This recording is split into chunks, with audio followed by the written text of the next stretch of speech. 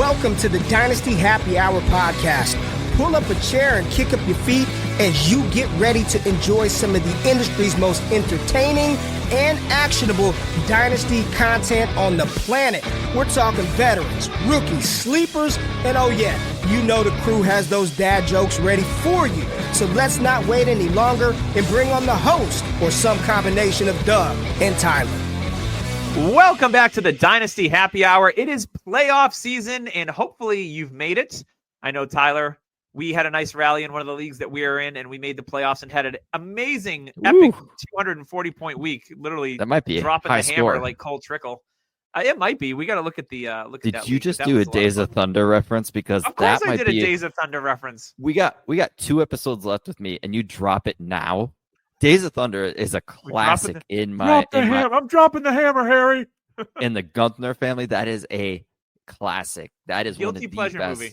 It's so good, so damn good. Yeah, have you heard that Even there's rumors that they might remake it, and I will be pissed. Yeah, but if it is Tom Cruise, No, it'll probably star Glenn Powell because he's in everything. I sure hope it's Tom Cruise again, because I feel like if he's in it, it could do well. Because Maverick was maybe Cole Trickle takes over Robert Duvall's role, and he's like the crewmaster chief guy. Maybe that would be too bad. Who knows? I don't think you can catch lightning in a bottle twice. They did Top Gun 2, and it was great. I don't know if they can do a Days of Thunder 2 and make it any good. But anyway, I digress. Playoff season is here. I've had a very successful season. Made it in 13 out of 14 leagues. I've got a lot of buys this week. I've got buys in almost half my leagues this week, which is amazing. I lost out on a buy. Thank you to my buddy Chris for not paying attention to his lineup. Dick. Anywho, kept Ladd McConkey in, but could have picked up Josh Palmer and he would have won. But hey, what do I know? Did you message him and tell him about? Because that's the right thing to do. I put it on the league chat. Oh, that's even better, because and here's the thing. So he cost me a buy, and if I lose this week, I'm gonna physically call him on the phone and be like, "Thanks a lot, ass. It's my most expensive league that I'm in." Be like, the fact that you didn't pay attention means that I'm playing a game that I shouldn't have to be playing. I mean, my team's got to win, obviously, but if I don't, it's going to be a little bit of sour grapes. Yeah, it's playoffs. Anything can happen, and it is sour grape season. Yeah, and honestly, I had the 1 seed in the comic book league. I have a bye, and thank God, because man, playoffs, anything can legit happen, especially in the IDP league where some random linebacker can go off for like 50 points and destroy your dreams. Yeah, that's what we're looking at, and that's the fun and depressing thing about fantasy football is you could have a great season, and like in one league we have 8 out of 12 people make the playoffs. I was the 8th seed, and I think my team is actually good. I just ran into I think I was 300 points for most points against, 300 points over anybody else, so I got destroyed all season. Snuck in, and I'm hoping I just go right through everybody, because I want to be that 8th seed that wins it all, and that can happen. I've done it once. I was a 6th seed in a redraft league, and my team got hot. I had Jamal Charles. That's when he dropped like a 50 burger on the Raiders that one game. And I rode him right through the championship and won it out of the 6th seed. And I made the playoffs.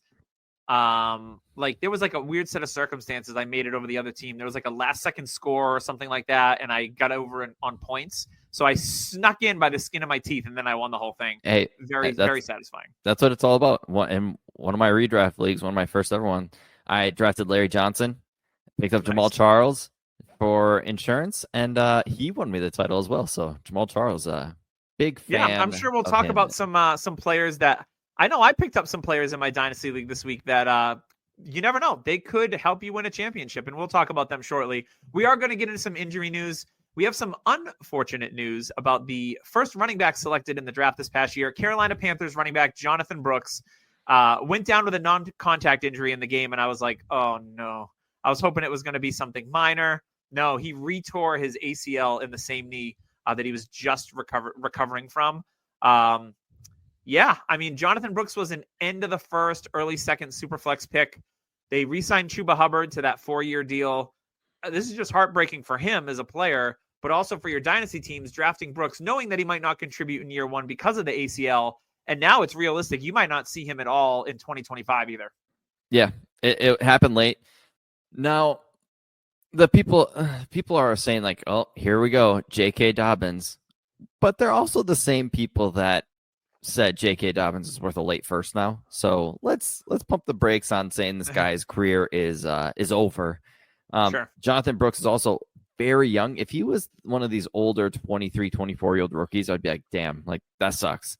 But he was legit 20 years old coming into the season. He'll probably be like 22, 23 when he's fully healthy again. I don't see any reason for you to doubt that he can come back. He's a very talented player. They took him in the second round early, and it's just I feel like it's a good buy low moment. If you could get him for a late second, I think I would, just because he was worth the stars and moon. He was up to like RB6 in Dynasty before the season started. And everything kind of just obviously the running back landscape has changed. So like, like Bucky is up there now in the top 12. Like, and like I said, one of my favorite comments coming through podcasts is Ray Garvin. You heard him in the intro. He said that he doesn't place values on players anymore because on a week-to-week basis, they always change wildly. Yeah. In season, they may be, carved in mechanical pencil on a rock, so it's a little harder to erase. But once season starts, ever tried to carve with a mechanical pencil? I can't imagine that would be easy. I have actually 3 or 4 times. Must be a Minnesota thing. Yes, in ice too. We have to always carve in ice. Yes. I just don't always hold the values like trade calculators and all that stuff to heart, because trades that you make now can just be different next year. Like Jonathan Brooks, I traded for him in a league, and now his value is probably super low. And next year or the year after, he could be worth a couple firsts. Like, you never know. So just don't place value. Always place it on what you think the talent is. And I think there is talent there. Chuba's a good running back. He's earned every penny, but he's also in that mold of like, he pushes himself to the point where I feel like he could get injured easier than expected. He's a very tough runner. I like the way he runs. It's just, I think a savvy pickup for this week and going forward. So Miles Sanders is on the IR. Blackshear was hurt. Obviously, Brooks is out for the year. Here's our old friend again, who's shown fantasy relevance here and there, and he's had some explosive games in the NFL. Jonathan Do you know Stewart. what his name is? No. Mike Boone. Wow. He's probably available in all your dynasty leagues. But God forbid anything happened to Chuba Hubbard. I just call him Hubbard. Anything happens to Chuba, Mike Boone would be the next man up. So if you've got empty roster spots and you're in the playoffs, that's a guy to pick up, and you just never know. And it's that kind of season. Like, we get late in the season. How many times have we seen the Rex Burkheads of the Bengals win you a fantasy championship when he went from not being relevant whatsoever to all of a sudden thrust into a starting role, and then he's scoring you 15 points and you win your championship because of Rex Burkhead?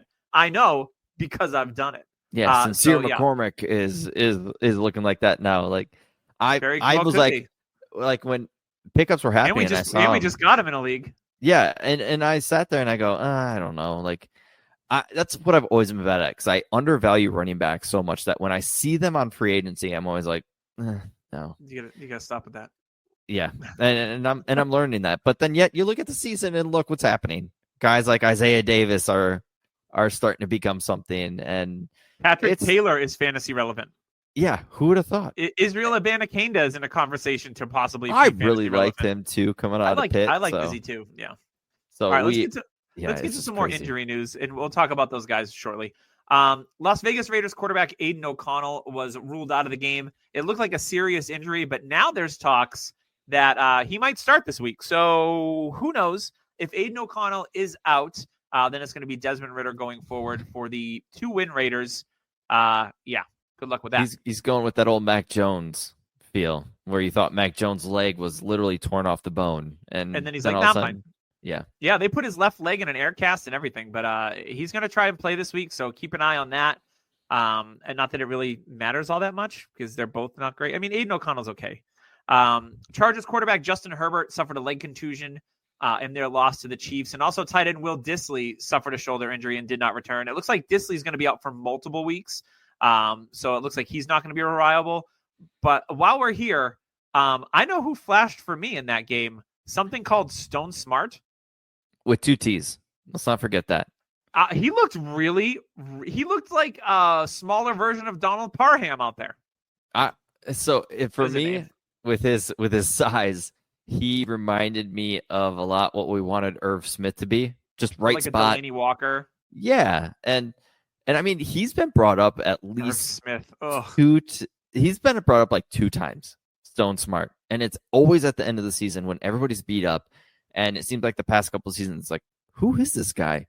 Hey, everybody's linking the Chargers to take a tight end, either if it's Warren or Loveland. In a mock draft today from Field Yates. Yeah. If they go that's a smash draft. Yeah. But yeah, I mean, we all know what this Chargers offense likes to do with Greg Roman. They like to target tight ends in the middle of the field. Why not Stone Smart? Yeah, Quentin Johnson has stone hands, so why not go? He does have stone hands. But then there's always that one, so the thing is with, let me go off on a soapbox here. Quentin Johnson, catch it with 2 damn hands. He's always trying for this one-handed catch whenever he's covered. It's like, dude, you're huge. You got a long wingspan. Use 2 hands. You might get a pass interference if you use 2, but he always keeps one down trying to go for this one-handed catch. It's like, Stop. Use 2. I mean, you can't even catch with 2. Just do 2. I put in a waiver for Stone Smart and Scott Fishbowl. There's only 2 people alive in my division still. So I think my chances of getting Stone Smart are pretty good. Just because you never know. Lock it in stone. Could you carve it in stone? I could carve it in stone with a mechanical pencil.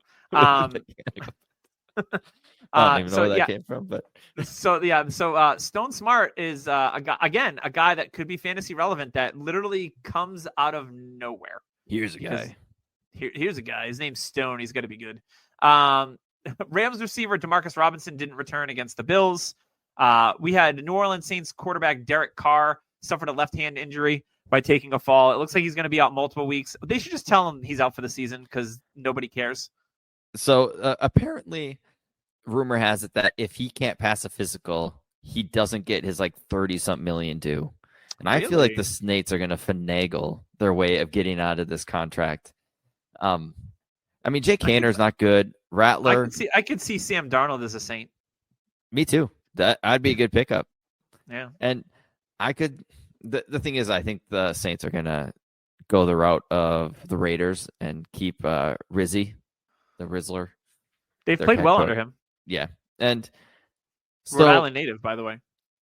And I mean, Dan Campbell, apparently he learned a lot from Dan Campbell when Dan Campbell was there, so that could be something.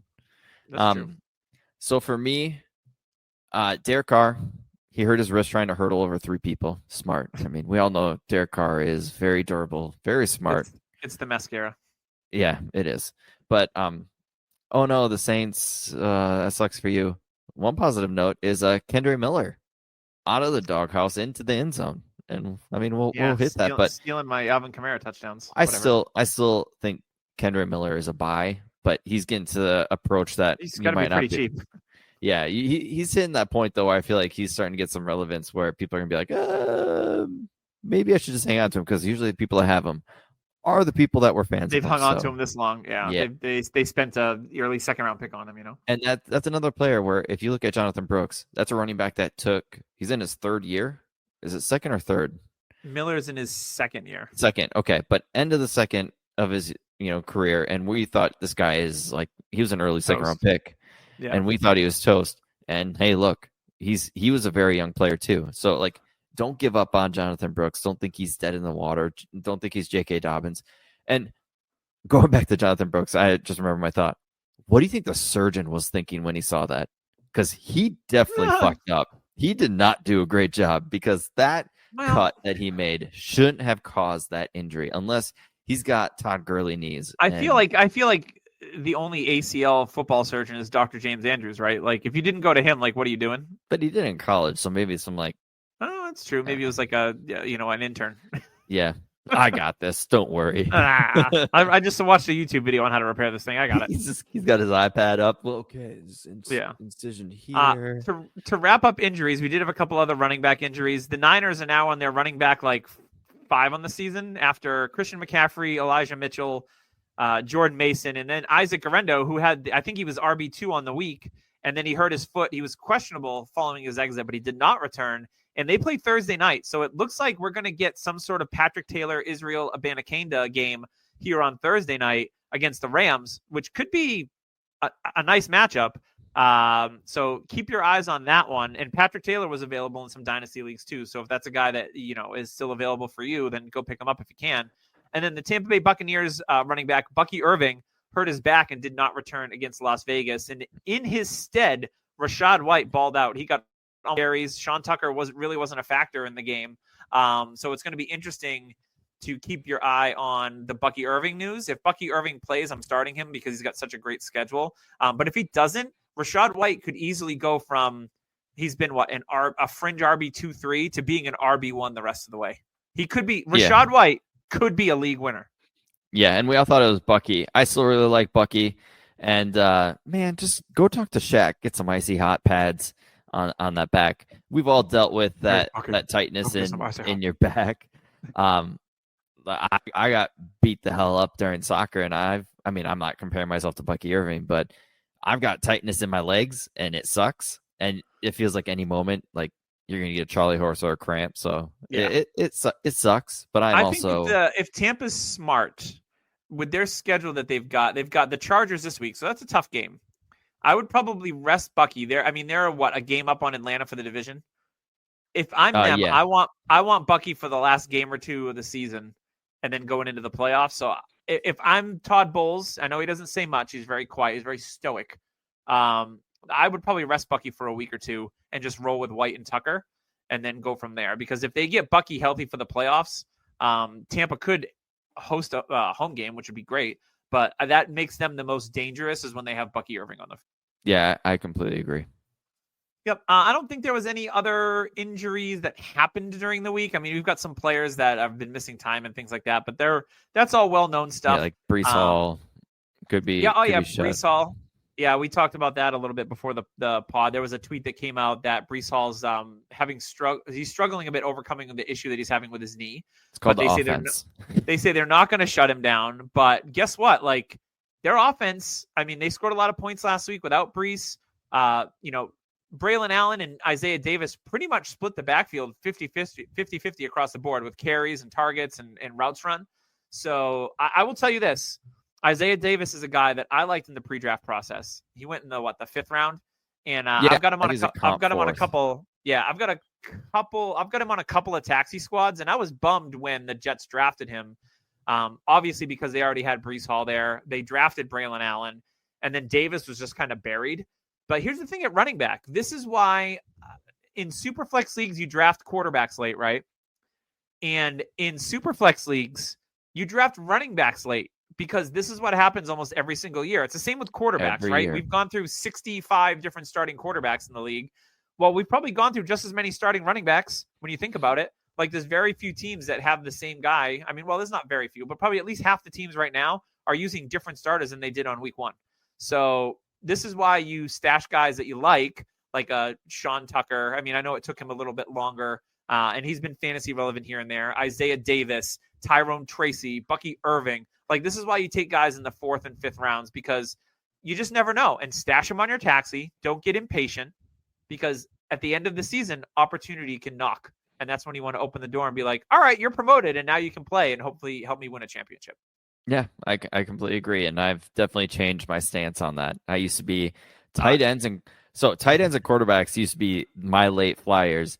And that has proven me wrong because every time I do that, I missed out on a Puka in some drafts, even though I got him in a bunch.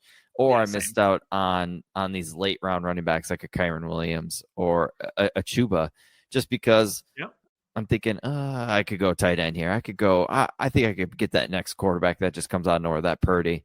Nope, it never happens. And guess what? These running backs are definitely the ones that you want to get.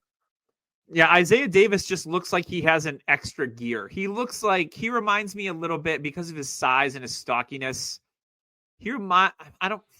Looking at him playing the NFL, he's a little Eckler-ish.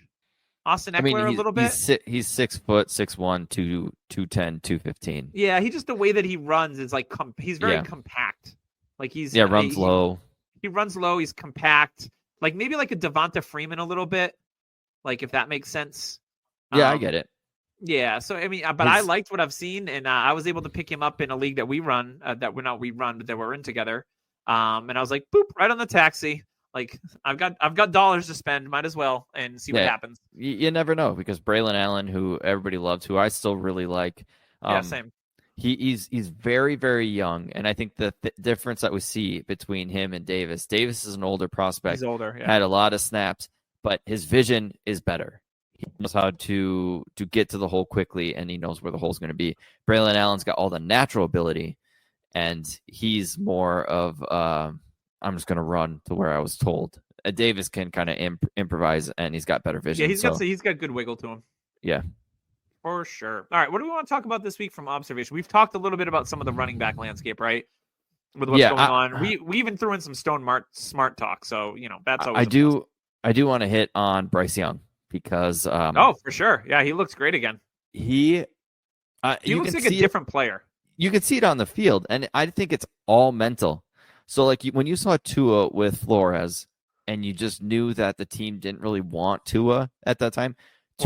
Flores didn't really want Tua. I think that was the issue. Yeah, they made dumb mistakes. Tua made stupid mistakes that he never made in college. You're just like, who is this guy? Like, this is not the guy that we saw in Alabama. And Tua's kind of a similar type mold of Bryce Young. Tua is bigger, but Bryce Young and him are very similar in the aspect of they get the ball out quick. They're very smart, and they have accuracy. Bryce Young showed none of that until he was benched, and Andy Dalton talked to him, and he was humbled a little bit, and then he realized, like, hey, this is a game I love, and you could see like he's laughing, he's enjoying himself, and he's got confidence. Like, he's going into this season, he probably thought he was going to get benched by week 2. He probably thought his NFL's career was going to be a backup. Now he's looking like he's a top 20 starter in the NFL. He looks like the guy that we saw in Alabama. He's making insane sideline throws. Like crazy. His pocket presence is much improved. Yeah, and I think that is due to just relaxing, not freaking out, like not feeling like you got to make the big play all the time. And I think that it's slowing down for him a lot. Yeah, and I think he's a small guy, so when he gets hit, and I think he's realizing, like, hey, I can take these hits, and that helps out a lot too. So he's realizing, like, I can play in the NFL, and then after that, once that clicks in your head, it just is progression from then on. And like that throw he made to Leggett dropped it. Yeah. I think we're going to sit here and say people who took Bryce Young at 101, 102, you're probably happy you did. CJ Stroud isn't playing crazy good. Anthony Richardson looks like he needs to take like 3 more steps to become a full-time starter. And Bryce Young looks like he is the best out of this draft class, not from a fantasy aspect, but from an NFL aspect. Yeah. And it's good. It like, honestly, it just feels nice that he is actually succeeding, because he's one of those guys that you wanted to see succeed, like Tua, like super nice, just humble, and like he's doing it with not many weapons too. No, and I agree with that. I think the most impressive thing about Bryce Young is that it's not like he's doing this against shitty teams. He's not doing it against teams with losing records. He's literally been playing against playoff teams. And against Kansas City, they egregiously lost that game when they should have won. They were just in the game against Philadelphia. Who did they play the week before? They played Tampa Bay. Yeah, they played Tampa, who's leading the division as a playoff team. So he's been playing against high-level competition and been looking like a veteran, comfortable NFL quarterback. And what I love most about this is, A, for Bryce Young, I love it. But B, I love it because the Panthers can confidently move forward and say, yes, Bryce Young is our quarterback. We don't need to worry about the quarterback position. We realize that we're going to have a top 6 or 7 pick and then figure it out from there. Yeah. It's a huge relief for that franchise for this to happen, because if Bryce Young was still struggling, they would be in the conversation of moving up for a quarterback or drafting a quarterback or whatever. But Bryce Young is played the way that he's played and has kind of relieved those thoughts. So I like it for everyone involved. It's hilarious to think that when Caleb Williams went to Chicago, everybody was like, the Panthers are so trash for taking, Bryce Young. This is terrible. And now, it looks better. I mean, the trade is bad, But the fact, but like, it's not. But it's Bryce, not the worst trade of all time. Bryce, from an NFL perspective, if he had DJ Moore, if he had Chicago's weapons, Bryce Young would be playing very well, and that's the hope with Caleb. Like going over to him, like he is playing horseshit unless it's garbage time. If it's like he's been making it up in the second half. And everybody's like, oh, he's fine. Like he's doing it when defenses are like, okay, we got like a 20-point lead, we're good. We'll just kind of lean back, and he's able to let loose. I do think it's because they're running vanilla offenses. They are running just schemes to get the ball out quick. I think their biggest mistake was making their OC the head coach. They should have just kept him as the OC, because when he was the OC, he looked good. Now that it's the wide receiver coach as the OC. Now, I don't know if Brown's still calling the plays, but if they move that was probably their biggest egregious error. If they could go back, it'd be to fire Eberflus last year, hire Ben Johnson, which Ben Johnson actually wanted to do. And I think now Ben Johnson's probably like, I'm good, because he just seems like that type of guy. If they win a Super Bowl, though. Oh, if they win a Super Bowl, wins a Super Bowl, Johnson's gone. Yeah, he's gone, sure. And he's going to take. I think honestly, Jacksonville's probably. I think Jacksonville is going to be the spot because they can pay him anything he wants, and he's got the offense. I think he's got a very competent quarterback. They just need to build. Did you know? Trenches.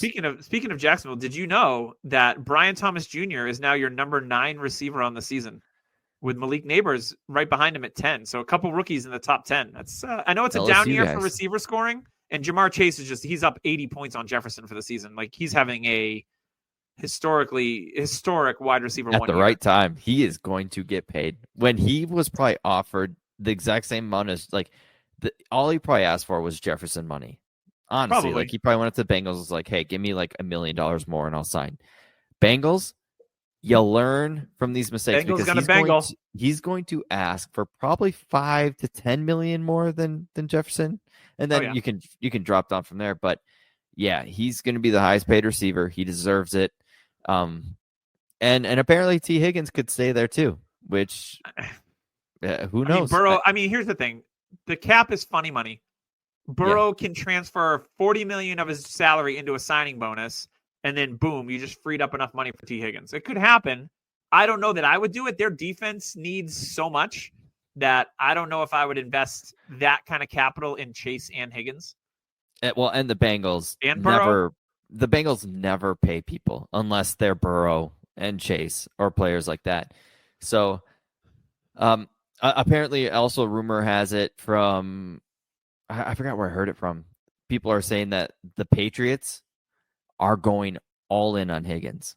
If he hits free agency. They've talked about that on the radio. Like they are going to give him the bag if he's a free agent. They've also talked about the Patriots not offering, because right now they have the 3rd pick in the draft, but they'll obviously have the 3rd pick in the 2nd round. They were talking about make calls around to all these teams, and if there's a receiver that you can give up a early 2nd round pick for and get them on the team, or make a deal for their 26th first. They even said why not call the Bengals and ask them about Jamar Chase? It never hurts to ask. You just never know. And I was like, that's a great point. When John Lynch originally asked for Jimmy Garoppolo and the Patriots were like, no, he's like, well, I know this is crazy, but what about Tom Brady? He had the stones to at least ask if the Patriots would move Tom Brady. And they were like, absolutely not. But you don't know unless you ask. So I've got a hidden name for you that I don't know if you'll like. Jordan Addison. He's been balling out. He has been disgruntled at times this season. His dad has come out and said he just wants the ball. And usually when we see that, and Jordan Addison can be a 1. I don't know if he's got the size to be the 1, but he has the ability to be the 1, especially in this type of NFL. I could see the Vikings, because he will be on year 4 next year, I think. No, he'll be in year 3. Yeah. But the Vikings are going to look at it like they won't be able to afford him, especially if they give Darnold some money. If he's disgruntled now, get a 2nd rounder for him or something. Yeah. And take the 2nd, draft another receiver or something, because Jalen Naylor isn't a bad guy. He's not a bad receiver. They can always pick up KJ Osborne again. Yeah, they're always able to find just random receivers here. So that is a name I've been thinking about, because just throughout the season, he's been like, hey, I want targets and stuff. And now he's proven to himself like, hey, I can be the guy. And I think he's going to want to do that on a different team because he is never surpassing Jefferson ever. No, that's not going to happen. So I think if he wants to be that elite receiver, he's going to have to go elsewhere. I think it's going to be interesting too with the Philadelphia situation. Like, that came out this week that AJ Brown and Jalen Hurts used to be tight, and now they're like not. So here's what I noticed when I was watching, because I had the Eagles that game, the Eagles-Panthers game on the big TV, and we had Red Zone on the other one. And every time they showed Jalen Hurts, he just looked pissed off. Like he looked upset about something. But he looked more like he wasn't even like clapping, smiling. He looked pissed. So they were talking about on the radio, like, is it a Jalen Hurts thing? Is it AJ Brown? Is it Sirianni? Or is it all come down to Hurts? Like, who knows? But if AJ Brown's not happy, he could be another guy on the move in the offseason. Like, if the Pats traded for AJ Brown, like, I'd be all about that. I just want the Patriots to bring in an established Devonta receiver. Smith. I don't care who it is. As long as they're good and established, I don't want to go the rookie route. I know people are like, oh, take Ted McMillan at like 3 or 4. I don't want to do that. I really Jalen don't. Waddle. I want them to pay somebody or trade for somebody that's established. I'm done with the N'Keal Harrys of the world. And all the receivers they draft, Jalen Polk, maybe there's still some meat on the bone from that, in year 2. Who knows? But yeah, I think AJ Brown, if things don't get resolved there, AJ Brown could be on the move. I got a name for you because, we should talk about it anyways. DK Metcalf. They were talking about him as well. Yep. And that they is were like, hey, here's the guy think... you should have drafted instead of N'Keal Harry in the same draft. Yeah. And the funny thing is he's been disgruntled throughout every offseason for the past couple of years. JSN is now established as the wide receiver 1 for Seattle. If you watch any of that game, JSN is the first read, and Geno is looking for him. Geno's like, I'm getting rushed because that offensive line is average. And every time he's rushed, Geno has eyes for JSN, and JSN is open. I don't know what happened. JSN seems to be I'm the first read now. Now I'm going to give effort on every route. I'm going to put it in, and I'm going to be the best receiver that what we thought he could be. So DK Metcalf, I think, would be a great fit for what Drake May does. He's still going to be 27, 28 around there. Yep. So he's not old. He's probably got 3 years of elite ability because the way his athleticism is otherworldly. So that usually doesn't deteriorate quick. I think that'd be a great option. You'd only have to give a third maybe because of the contract he's got. You got to take on the contract, sure. And they have an extra third because they have Atlanta's from the Judon trade. We should talk about Atlanta before we leave here today. Did you know in the last 4 games, Kirk Cousins has 0 touchdown passes and 8 interceptions? You're asking me if I know this. Bring on Michael Penix. It's dumb that they're doing this. Like, you gave him money. Kirk has looked washed. Every throw he makes to the boundary, I fear for life. They played Minnesota. You just want to see. You think someone's going to jump in front of it and take it the other way? There was one that McLeod got, but McLeod at 5'8" or so had to box out the defender and catch it on the it's so dumb. He can't throw it beyond the boundary. Kyle Pitts ain't running fancy routes because he's like the 4th route, like the 4th read. And every time he gets a damn pass, it's over his head or it's not catchable or it's a hospital ball because it takes forever to get to him. I get Kyle Pitts is playing like shit. He's not running good routes. He's not trying. And I'm starting to think it's a Kirk Cousins problem. And that, it could be. Kyle Pitts, I think, needs to be on the move. I think Cousins needs to get cut. I think they just need to take the hit next season. Let him go elsewhere. Let him be one of these veteran quarterbacks at the Giants or somebody sign. Sure.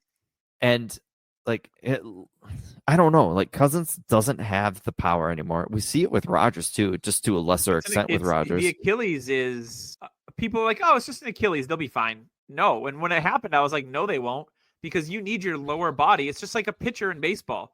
Like half of the process is your lower body, not just your arm. Like you need to be able to plant firm and push. And when you can't do that, that's when we see the arm strength get sapped. So you used to watch Boston Red Sox, right? I'm guessing. Of course. Tim Wakefield. Whenever he would pitch, you're like, okay, it's cool and all. It's a knuckleball. It's going 70 to 75 miles an hour. And then when they'd bring in their closer, he would only throw like maybe 90, but it looked like a fucking 1,000 miles an hour it's such a contrast. Yeah. When Penix came in against, I forgot who they were playing. That was a couple weeks ago. Yeah, he came in. It looked like he was throwing harder than Anthony Richardson, anybody. It's just a wrist flick with him. It's just like, it's like Vic. Vic is probably the closest guy. I know they're both left-handed, so it's a lazy comp. No, it's not lazy. When you watch them throw, it's his arm doesn't need to move like a whip. It's all in the way that the ball leaves his hand out of his wrist. It explodes out of his hand. It's a different. You can tell it's different. Yeah, and Vic probably had the craziest arm. Like coming from a Falcons fan, Vic probably had like the most jaw-dropping throwing motion and ability. Just for he threw it 70 yards downfield with it looked effortless. Yeah, it was effortless, and it didn't really have like, I don't know if the torque was there, but it was like it was weird. Penix, he's got such long arms that it gives him the ability to, like, he really tightens it up when he's throwing it, and it just, the velocity's there. Penix, I think, needs to start. Atlanta has no chance getting in the playoffs with Cousins. With Cousins? No, they don't. No. They're a very good, capable team of winning this division. The defense is playing better. They even got 5 sacks in this last game, which is like, they had 8 last game, I think. They had like 6 or 8. They almost doubled their season total in a game. They can't get fucking pass rush for the past 28 years, it feels like. I mean, John Abrams was probably the last, or whatever his name is. Yeah, like he was the last decent pass rusher, and he was 40 years old when he came to Atlanta. That was a while ago. Yeah. Yeah. So I just, being an Atlanta fan is frustrating because you got all this talent on offense, and yet you're just throwing out a guy that has like Chad Pennington arm. He has nothing to him, and it shouldn't, like, there's no excuse for it because they play indoors all the fucking time. They're playing defenses they should beat. They should have beat the Chargers easily, but Cousins gave them the fucking game. It's frustrating. It's not going to happen because NFL ownerships are sniffing their own farts because they think they're the best. And that's true. And I mean, maybe just prove that this 8th pick was the right choice. That's all. Yeah, no, I agree with that. Let's hit another couple quick things before we wrap up from this week. What did I want to talk about? Other injury, George Pickens has been ruled out with a grade 2 hamstring. So he's already been ruled out for this week. They're playing the long-term game with Pickens. They know they're in the 100%. Playoffs, which is smart. But I figured someone would step up for the Steelers. And I mean, Freiermuth had a touchdown. Mike Williams didn't do much of anything. And yeah, that offense, you could tell it struggled a bit at first without Pickens there. So it's going to be interesting to see what they can do forward. Pickens is going to be an interesting offseason for him because he's going to be that guy that's either a wide receiver 1, like you feel like, okay, he's a top 12 guy, or he's somebody that you don't believe in. Like, he's one of those guys that you either love or hate. And sure, I love George Pickens. I think he's an elite receiver, but the value is all over the place. So I'm trying to figure out if he's going to be, like, he was one of my buys this offseason. I'm trying to figure out this season if he's going to be the guy, like, if I have even like 102, because this draft class I don't think is great. Would I give? Yeah, I mean, things are shaking up that it's not as good as last year's. Like, that's for sure. Yeah, last year's was outstanding, and I think that's proven to be the case. But yeah, Pickens is going to be an interesting offseason for a lot of people. And I think if I had like even 105, I think that's an easy give me Pickens. Yeah, I mean, in a single quarterback league, I gave up the 105 last year for London, and I still don't regret it. Like, as soon as we didn't get Brooks at 104, I was like, all right, I'm trading out at 105. And I was fine with that. And that in that league, we made that move, and we got a bye week and we're second in the league. So yeah, sometimes those moves work out. It's better to take the proven asset than the potential asset sometimes, especially with a guy like Drake London, who's still good. I mean, I know that Cousins has struggled, but we talked about JSN. Let's move on to another quarterback and wide receiver controversy type thing, and that's the Cardinals. I'm out on Kyler again. I traded off my last rostership of Kyler. I was like, we talked about it last week or the week before. I traded for Trevor Lawrence and Cortland Sutton. Obviously, Lawrence is out for the year now, so that didn't work out in the immediate. But I still like the long-term future of Lawrence, and I just want it out from Kyler. He just drives me absolutely fucking batty. It's tough because this offense, like I listen to the footballers almost every day, and they talk about the offense and how it's a very vanilla scheme. They're a run offense, and the offense isn't either fitting Marv or it's not fitting Kyler. Marv is playing just fine. He's getting the separation right away. It's just when you take forever to throw the ball, that is where the issues come in. And I think Marv is going to be fine. Kyler is where I'm worried about because I think the Cardinals have a decision to make soon. And it's if they want to hang on to Kyler or if they want to kind of just move on to a different route, because it seems like every season with him healthy, they always start off really good and then they just fade. And it's when Call of Duty comes out. I'm telling you. It's very true. But I mean, like seriously, like what is the deal? Like he's such a dynamic player running the ball. He's got a good arm. He's accurate. It's just, I think it's a mental thing. And going back to when they wanted him to watch tape, they were talking to him about watching tape. Well, they tried to put it in his contract, and then they backed down. There's a reason why they tried to do that. And I think that is actually it, because if he were to watch tape, like he would probably have an input with Marvin Harrison, like, hey, play him in the slot more, move him around. Let's get him the ball on these plays. I think he's just going out there and playing backyard football. Do you think he regrets not playing baseball? Yes. Especially after the damn contract, the $760-some million. Yeah, Juan Soto. Yeah. I don't know if Kyler was that kind of baseball player, but like he's a top 5 pick. It's true. So I don't know. I decided to trade off Kyler because I didn't want to have to just deal with it anymore. It's just maddening. There's certain players that like in fantasy, when you have them, you're just like, you get to the point where you're like, I just can't take it anymore. I was back in on Kyler at the beginning of the year when they drafted Marv. I was like, they have McBride. He looked great at the end of the season. Like and like you said, he started off good, and then it was just like, here we go again. It's very peaks and valleys. He's turning the ball over a lot recently in the last few weeks. This is a get-right game this week. They play New England. They're at home. New England's first this is a trap. indoor game of the year, by the way. Week 15. This is a trap, I think. I hope so. I kind of do. Here's the thing. I want the Pats to not win because I want to keep that number 3 or better pick.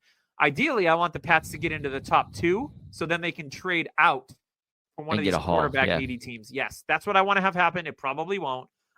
This could be a trap game for Arizona.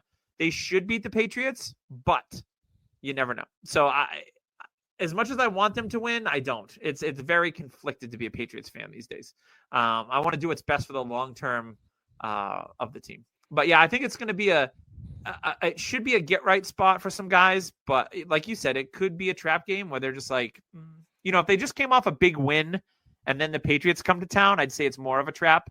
This is more of a get right game where they've lost 3 in a row now. They're kind of falling out of the standings in the NFC West. They need this win. So the Patriots are coming off a bye. They should have been able to game plan. Harris is going to be covered by Gonzalez, so good luck with that. That's going to be a good matchup. It should be. So that's going to be a matchup to keep an eye on. But I want to talk about the Rams-Bills just briefly.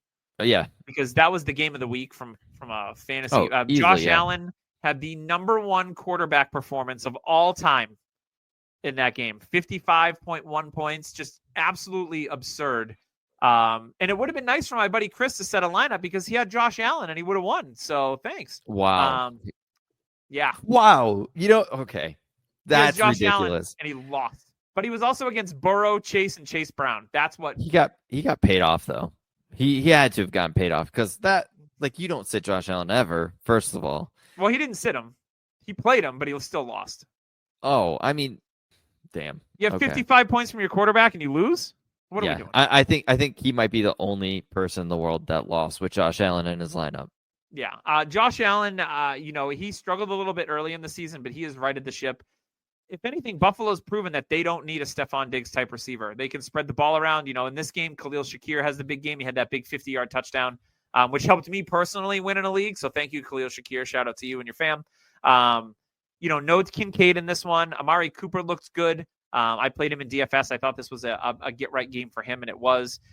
James Cook wasn't overly involved in this game. That was a little concerning going forward. So we'll see where that goes. And then for the Rams, the big players for the Rams looked great. Puka, a couple of absolutely banana land catches in this game. He's got on a poster. Okay, keep talking. I'm going to find out how many yards he has. Oh, I think he had 170 something in this game alone, but Puka, so he's got to be a top 5 dynasty receiver for everyone. Let's see, he's played 1, 2, 3, 4, 5, 6, 7. He's played 8 games. He has 54 receptions, 708 yards, and 3 touchdowns. That's nuts. So the touchdown he had 2 of them in this game. So the touchdown regression is going to continue to hit for Puka, I think. Yeah, he's getting healthier. In the positive. Yeah. And he's just made absurd grabs. And against Seattle, he got ejected. So let's not forget about that. That's right. I do remember that. That did not go well for me in my fantasy. He's a top 5 receiver in Dynasty, right? Easily. Well, yeah, I just said that. I think he's a top 5. Okay. You've got Chase, Jefferson. Would you rather have him or Amon-Ra St. Brown? I think I would take. That's pretty close. I think I'd take Amon-Ra still. CD. I don't know. If Ben Johnson leaves, I think I might have Puka because Sean McVay's there, and if you have a head coach that's your OC, you're pretty safe. And if Ben Johnson leaves, I think I'm going to start thinking, okay, what is going to change? Maybe they hire within, but what could change with that Detroit offense if he leaves? But hopefully they got somebody ready to go after he leaves. Ben Johnson does. Yeah, you've got what? CeeDee Lamb and Neighbors probably. So I think he's 5 or 6. I worry about CD. He's ultra talented, but Dallas could just be an absolute shit show. Give me all of them. I don't care. Chase and Jefferson you're in good shape if you have any of those guys, obviously. Chase and Jefferson are up there, tied for first. I think I might scoot Puka. I think it's a coin toss between him and Amon-Ra. So you'd rather have Amon-Ra than CD? No, I would put CD at 3 still. Okay, CD's at 3. So Puka is top 5. Yes. Yeah. He's definitely top 6. Yeah. No, I completely agree. And I want to go back to this game, and I think I found my target for offseason. Khalil Shakir. He's going to be one of those guys that isn't going to get looked at in the limelight because they think, it's just Josh Allen. And I think we're kind of running into a poor man's Amon-Ra St. Brown here. So I dig that. Khalil Shakir for your second as you're on the clock in the draft. I think I'm going to try that. It's going to be impossible with people like with you because you love Shakir. But I got him for free everywhere. Yeah. But I think in leagues where I have a second. I can cash that out though. And maybe there's a player I like. So you never know. Yeah. So I think I'm going to look that way. And Keon Coleman is another guy that I think I'm going to look to buy a little cheaper than normal. He's healthy. He's going to play this week. Like you said, but last thing I'm going to talk about, Dalton Kincaid. Do you think he's going to be legit or no? I think he'll be a legit top 12 tight end. Do you think he's taking the Hawkinson route? Remember when Hawkinson was like, he's okay. Oh, people hated him. They were like, he's just not doing it.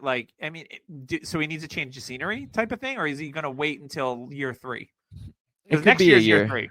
It could be a year 3 type thing. Like we did this with McBride. I think he's a great player to go out and get because when people draft Kincaid in your super don't even start. In your super flex tight end premium leagues, Kincaid was a top 7-8 pick. Oh yeah. So he obviously hasn't lived up to that, especially because Laporta was in the same draft and he went, a full round later for the most part.